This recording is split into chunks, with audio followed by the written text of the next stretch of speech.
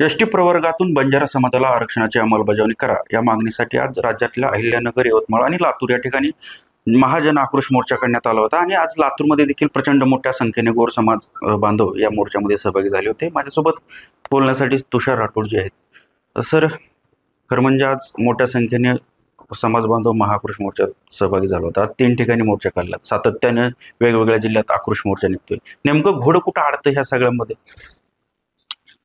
महाराष्ट्रातील बंजारा समाजाला एसटी प्रवर्गातून आरक्षण मिळालं पाहिजे ही बंजारा समाजाची खूप जुनी मागणी होती. परंतु दरम्यानच्या काळामध्ये आम्हाला VJNTचं आरक्षण मिळालं आणि काळाच्या प्रवाहामध्ये हळूहळू ही मागणी बाजूला राहिली. आता isakal.com आहे देशातील नंबर 1 ची मराठी न्यूज वेबसाईट. प्रत्येक अपडेटसाठी isakal.com ला नक्की भेट द्या. परंतु 2 महिन्यापूर्वी मराठा समाजाला हैदराबाद गॅझेटचा आधार घेऊन OBC मधून आरक्षण दिलं गेलं. ज्या गॅझेटचा आधार घेतला गेला त्या गॅझेटमध्ये बंजारा समाज हा आदिवासी असल्याचा उल्लेख हा ब्रिटिशकालीन उल्लेख आहे आणि त्याला पुष्टी देणारे मद्रास गॅझेट आहे, CPN बेरार गॅझेट आहे, यासारखे अनेक ब्रिटिश डॉक्युमेंट आहेत ज्याच्यामध्ये असा स्पष्ट उल्लेख आहे की बंजारा समाज हा ट्राईब आहे किंवा हा आदिवासी आहे. परंतु नंतर आम्हाला त्यांनी विमुक्त जाती असा, ट्राईब म्हणजे जमाती आणि कास्ट म्हणजे जाती, तर आम्हाला जातीमधून त्यांनी आरक्षण दिलेलं आहे. जर मराठा समाजाला गॅझेटचा आधार घेऊन OBC आरक्षण देता येत असेल तर मग सगळ्यांसाठी एकच नियम का नाही? त्यामुळं आम्हालाही आता हा गॅझेटचा आधार घ्यावा, कारण बंजारा समाज आदिवासी असल्याचे सगळं निकष पूर्ण करतो. आमची वेगळी बोलीभाषा आहे, आमची वेगळी वेशभूषा आहे, समाजाच्या मुख्य प्रवाहापासून आमचं वेगळं वास्तव आहे आणि आमची वेगळी संस्कृती आहे. त्यामुळं हे सगळे निकष आम्ही आदिवासी असल्याचा दावा करतात. त्यामुळं आणि ब्रिटिश डॉक्युमेंट हे सांगतं की बंजारा हे मूळ आदिवासी आहेत. तर या सर्व बाबींचा विचार करून सरकारनं आम्हाला आदिवासीमध्ये आरक्षण द्यावं ही मागणी बंजारा समाज करत आहे. अनेक जिल्ह्यामध्ये हजारोंच्या संख्येनं मोर्चे निघत आहेत. आज या ठिकाणी विराट मोर्चा या ठिकाणी लातूरकरांनी आयोजित केला. भारतीय जनता पार्टीतला सत्तेमधला समाजाचा प्रतिनिधी म्हणून त्यांनी मला या ठिकाणी आमंत्रित केलं होतं आणि मी त्यांना आश्वासित केलेलं आहे की माननीय मुख्यमंत्री महोदयापर्यंत मी आपलं भावना पोचता करेन.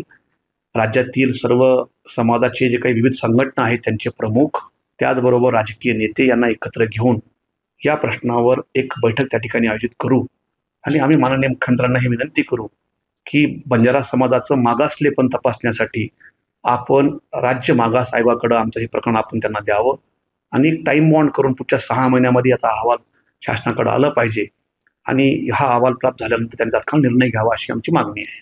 खरं म्हणजे मोठ्या संख्येने समाज एकत्र येतोय. मात्र तुमच्याच नांदेड जिल्ह्यात आज एसटीमधून आरक्षण बचाव यासाठी आदिवासींनी देखील आज मोठ्या संख्येने मोर्चा काढला. त्यांच्या मोर्चाकडे कसं बघतो?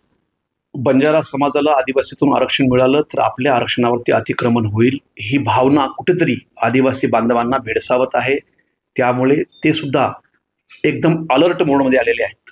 त्यामुळं आम्ही सर्व भाषणातून, सर्व मीडियामध्ये आम्ही त्यांना हे सांगत आहोत की जरी आम्हाला सरकार आरक्षण देणार असेल तरी सुद्धा आम्हाला त्यांच्या एक्झिस्टिंग आरक्षणमधून आम्हाला आरक्षण नको आहे. सध्या आम्हाला डिनोटिफाईड ट्राईबचं 3% आरक्षण आम्हाला राज्यामध्ये लागू आहे. याच्यामध्ये आम्ही 13 जाती आहोत. आमचं म्हणणं एवढं आहे की त्या 3% आमचा जेवढा वाटा असेल, मग तो 1.5% असेल, 2.25% असेल, आम्हाला जर आमचे निकष पूर्ण होत असतील तर आमचा तेवढा वाटा राज्य सरकारनं DT मधून काढून आम्हाला त्यांनी ST द्यावा. ज्याप्रमाणे सुप्रीम कोर्टाच्या आदेशानं आता SC आणि ST मध्ये वर्गीकरण होणार आहे, क्लासिफिकेशन होणार आहे ABCD, तर त्याचाच एक भाग म्हणून पुढचं एक क्लासिफिकेशन वाढवावं आणि आम्हाला वाटा त्यांनी वेगळा द्यावा. त्यामुळं कुठेही त्यांच्या आरक्षणावरती अतिक्रमण करण्याची आमची मानसिकता नाही, अशी आमची मागणीही नाही. त्यामुळं आम्ही वारंवार आम्ही विनंती करतोय की आपण तीव्र होऊ नका. आम्ही कुठेही तुमच्या हक्कावरती गदा आणणार नाही. परंतु काही ST समाजाचे त्यांचे काही नेते आहेत की जे आता कदाचित त्यांचं ते स्थानिक राजकारण असेल, त्यामुळं त्यांना ते क्रमप्राप्त असेल म्हणून ते करत असतील, त्यावर त्याचं वेगळं भाष्य करणं मी योग्य समजत नाही. सातत्याने वेगवेगळ्या जिल्ह्यामध्ये बंजारा समाज आक्रमक होताना पाहायला मिळते. संविधानिक पद्धतीने मागण्या आहेत, लोकशाही पद्धतीने आंदोलन देखील होत आहेत. आता महाजन आक्रोश आहे, याच्या पुढचं काही वेगळं धोरण असणार किंवा वेगळं आंदोलन होणार? मला असं काही वाटत नाही. आता मी सत्तेतला आमदार असल्यामुळं मी कधीही पुढच्या आंदोलनाबद्दल कधी बोललो नाही, परंतु शेवटी मी समाजाचा एक भाग आहे, त्या समाजातून मी आलेलो आहे, त्यामुळं आम्हाला त्यांच्यासोबतही मला राहावं लागेल, या दोन्ही गोष्टीचा मला बॅलन्स करावं लागेल. तर मी यांना एवढंच सांगतोय की माननीय मुख्यमंत्र्याकडे आपण बैठक लावू आणि माननीय मुख्यमंत्र्यांना आम्ही सांगू की आपण या मागण्याच्या अनुषंगानं सकारात्मक पावलं उचलावीत, जेणेकरून पुढचे मोर्चे निघणार नाही, त्याची आपण काळजी घेऊ. आणि मला असं वाटतं की याच्यानंतर महाराष्ट्र स्तरावरती विविध संघटनांचे प्रमुख आणि राजकीय नेते एकत्र येतील आणि यानंतर पुढे काय करायची याची दिशाभूल ठरेल. तर हे होते आमदार तुषार राठोड. संदीप भोसले, सामटे न्यूज, लातूर.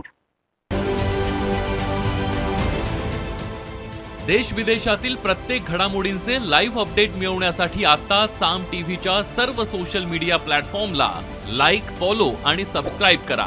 तसंच सर्व नोटिफिकेशनसाठी बेल आयकॉन प्रेस करायला विसरू नका.